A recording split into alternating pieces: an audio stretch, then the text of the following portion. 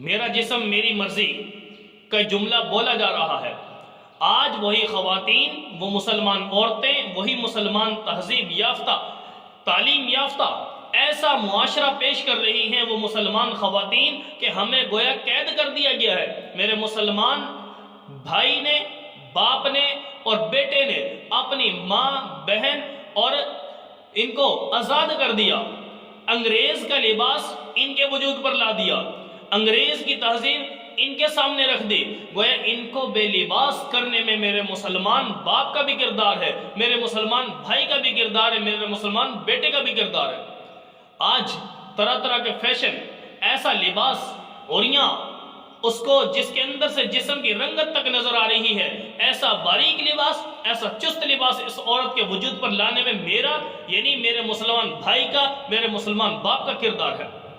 بندے، اگر تیری بیوی ہے تو غیر مسلم کے طرز کو اپنانے میں تیرا ہاتھ شامل ہے، تو کیوں نہیں تربیت کرتا؟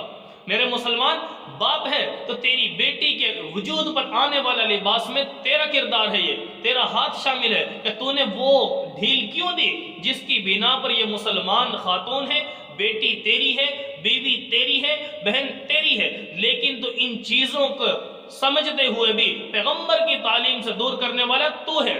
اگر تربیت کرتا تو یہی بیٹی کے وجود پر نبی کی سنت آتی، نبی کی بیویوں کی سنت آتی، نبی کی بیٹیوں کی سنت آتی، ان جیسا سنت والا لباس آتا۔ میرے مسلمان اپنی پہچان کو سمجھ لے۔ وہ کسی نے کہا نا کہ وضع میں ہو تم نصارہ تو تمدن میں ہو نود، یہ ہے مسلمان جسے دیکھ کر شرمائے یہود۔ میرے مسلمان، کلمہ تو نے پڑھ لیا، پیغمبر کا نام تو نے لے لیا، رب کے کلام کو تو نے مان لیا، لیکن انگریز کے لباس کو تو اختیار کر چکا، انگریز کے طرز کو تو اختیار کر چکا، اپنی زندگی انگریز کی بنا چکا، اپنے آپ کو انگریز کا غلام بنا چکا ہے، تیری تباہی کا اسباب تو خود اختیار کر چکا ہے۔